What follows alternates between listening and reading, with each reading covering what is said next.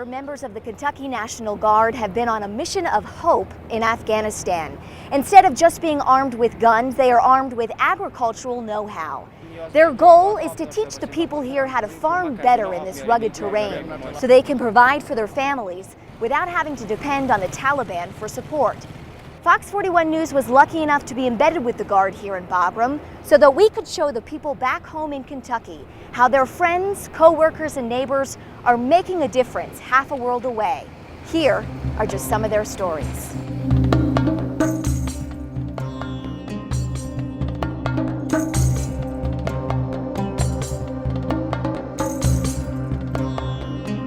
Halfway around the world, it's been a long journey for these Kentucky Guardsmen. Shutdown check. Arm works. It's been a long trip for our Fox 41 News crew as well. Photographer Kenny Bradley and I caught a ride aboard one of the Mississippi National Guard C-17s. It was carrying medical supplies to the Middle East. The sun has just come up and we're in the middle of the Atlantic Ocean. We left from Jackson, Mississippi. We're en route to Ramstein, Germany, where we're going to catch another plane tomorrow en route to Afghanistan. After 4 long days of travel, we arrived in Bagram to find a unit still trying to get used to their new life, including their crowded and humble living quarters. This is a B hut. I think this B hut has about 8 mini rooms in it, and if you can see, it's kind of maybe an 8 by 8. 8 by 8, enough room for a bed. The hardest part is missing their families back home. My daughter, I've got a very large extended family at home, so I've got a 13-year-old little girl. Change is in the air for so many Kentucky soldiers here at Bagram because of the recent changing of command on base. Fort Campbell's 101st Airborne Division is now in charge of operations. And while the journey is just beginning for one unit, it ends for another. Sergeant James Ray of Louisville is with the Kentucky Ag Team that's been here since last August. Oh, it's been dusty, hot, cold, and then back dusty. He's getting ready to head back home and says he'll leave Afghanistan with a new perspective. A perspective that's already learned by the new unit. It's a constant reminder of their mission and why they're here. Be thankful for what you have.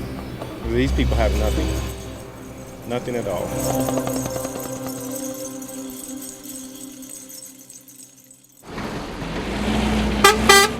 The thing about living in a war zone is that you can never let your guard down.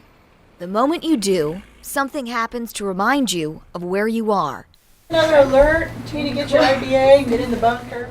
That was the case one Saturday night in Bagram when Fox 41 photographer Kenny Bradley and I were doing laundry at a base rec center. We found ourselves in the middle of a Taliban rocket attack. About 8:05 local time, an alert came over the loudspeaker system telling everybody to get into a bunker. So we were actually doing laundry at the time. We ran into our B hut to get our armor and our helmet. And we ran into a bunker that is near where we're staying. So that's where we are now until they give us further instruction.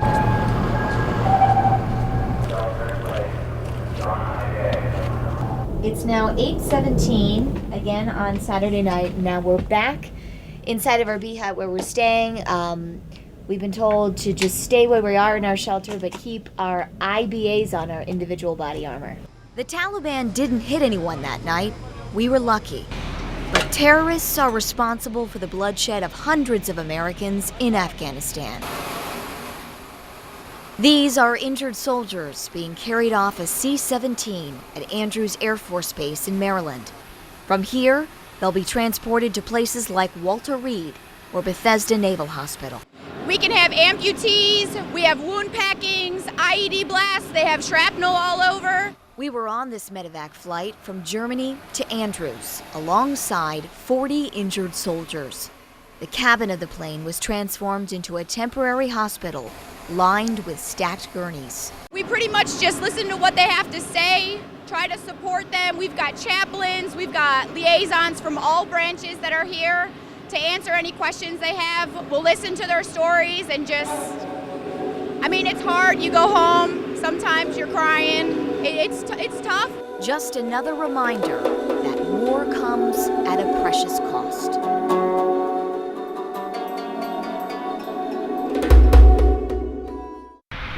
Still to come, Kentucky's ag team is trying to change a country one farmer at a time.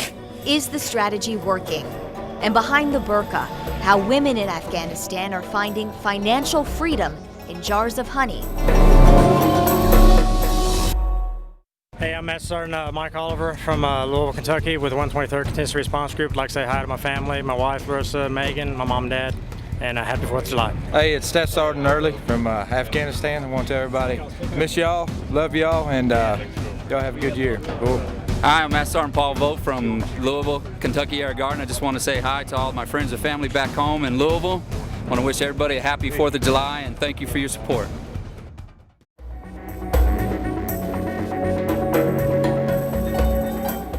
I arrived back home in Louisville a few days ago, but the faces of the soldiers we left in Afghanistan are still fresh in my mind. On this 4th of July, I can't help but feel incredibly grateful after seeing firsthand the sacrifices these men and women are making to keep America safe. 9 years into the war, and U.S. soldiers are still fighting Al-Qaeda and the Taliban. But new hope is growing in some parts of the country. As I spent more time with the Kentucky National Guard's agribusiness development team, I saw a strategy that's winning over the people there and bringing two cultures together.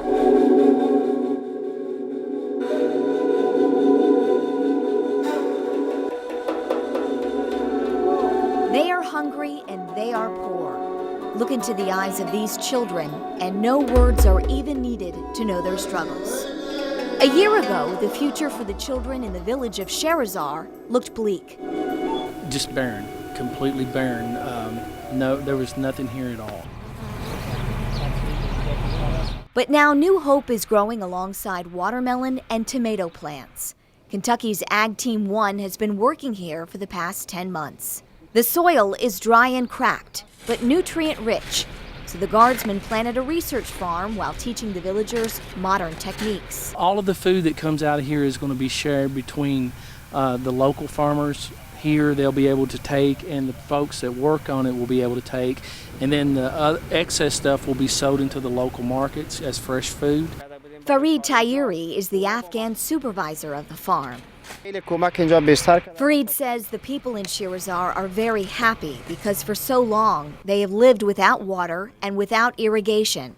He says they're grateful to be working with the ADT and not someone else.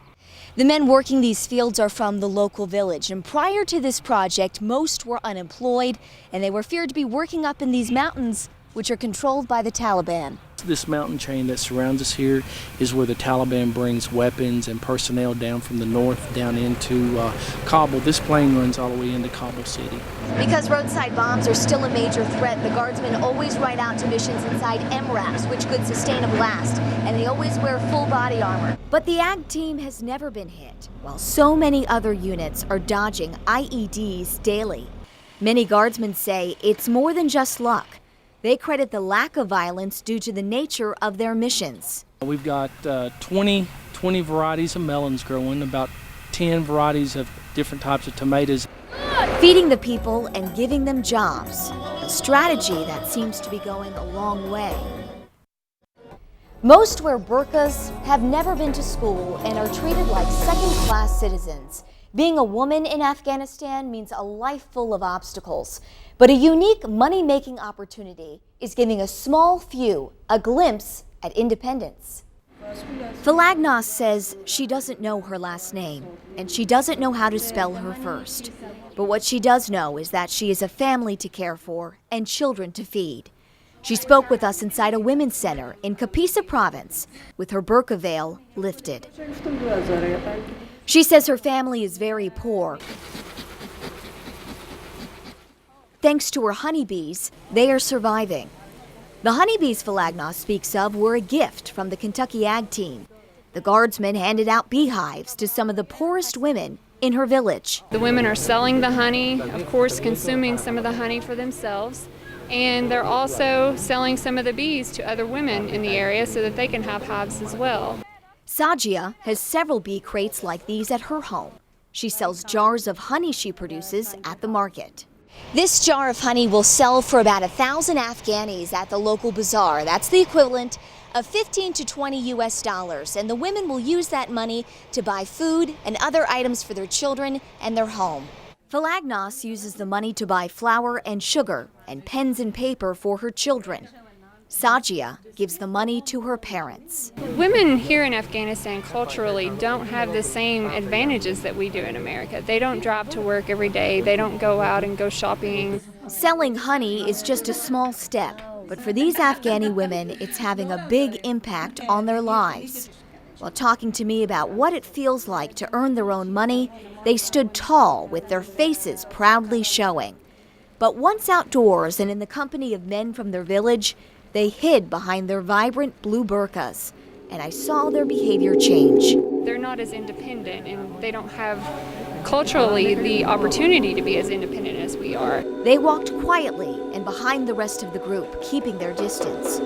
If equal rights for women is a goal in Afghanistan, there are huge mountains to climb to get there. With the projects like this, we're putting them the right foot forward towards being more independent and having the opportunities that we do. But at least for now, life tastes a little sweeter. Maybe 20 years from now, they will be out working, running businesses, CEOs like we are.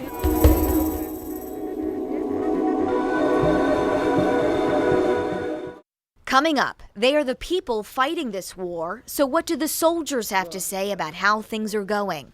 And later, I think the biggest misconception is that there's no good going on. He's the commander of military operations in eastern Afghanistan. Our one-on-one interview with Major General John Campbell. I'm Staff Sergeant Jason Joseph from the 123rd CRG out of Louisville, Kentucky. Live in Harlan, Kentucky. Want to say hi to my family and friends back home for the 4th of July.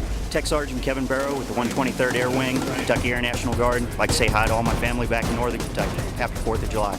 Hi, this is Specialist Brown from Radcliffe. Just wanted to say happy 4th of July, and I miss everybody. See you all soon.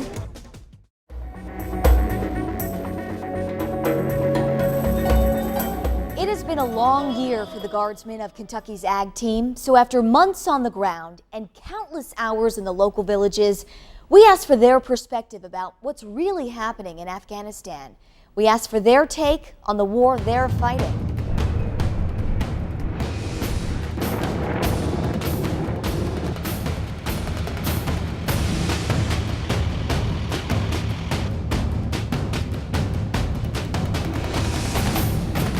We as Americans expect change overnight, and that's definitely not going to happen. For so many of us, it's hard to understand what we're still doing in Afghanistan and why American soldiers are still losing their lives here. But for these Kentucky Guardsmen, the picture is clearer after spending nearly a year working in the provinces and villages surrounding them. Seeing the way things progress here, it's a lot more difficult to do things here. You know, like we're going to try to get water to somebody else, but there's a minefield. So that minefield has to be cleared first before they can dig the ditches that gets this village water. Sergeant Craig Oliver of Hartford says to understand the war is to understand its people, a people where allegiance falls with your tribe and not necessarily with your country. It's been hundreds of years of, hatred and fighting and stuff. We're sowing the seeds of kindness and nationalist thinking.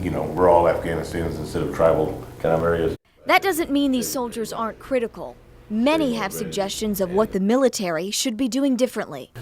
In certain situations where I've been in previous deployments, we lived in the towns that we helped. That way the insurgents wouldn't come back, because they still live in fear at night. In Afghanistan, progress is no longer being measured by shots fired. What is success in your eyes? What is winning?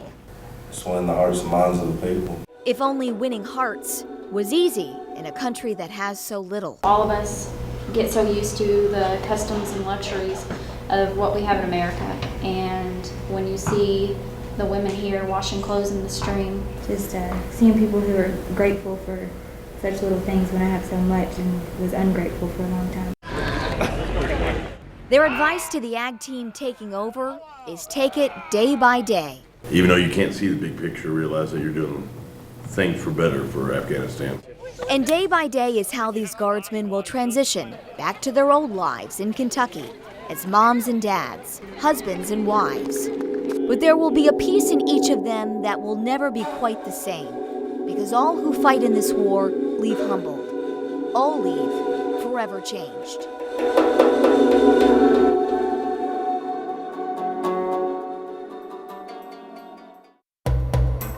Major General John Campbell is the commander of the 101st Airborne Division out of Fort Campbell, Kentucky.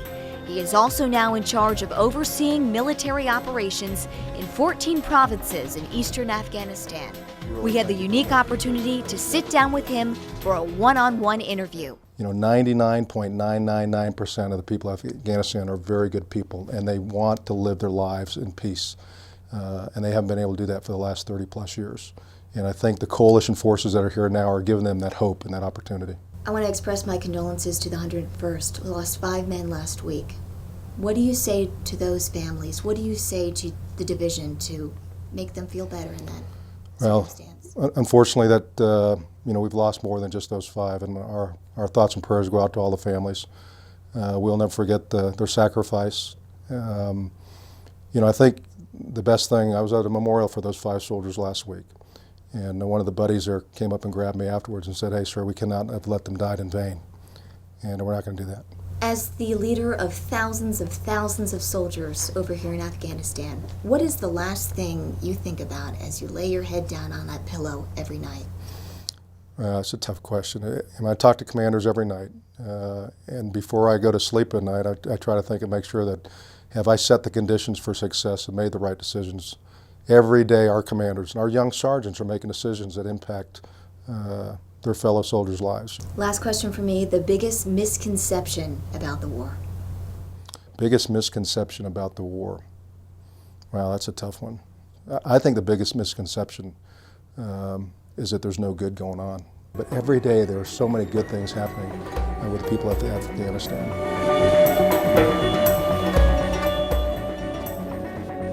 Coming up, fortunately, I was not alone in Afghanistan. I was lucky enough to have a familiar face with me. Next, Chief Photographer Kenny Bradley shares some of his experiences.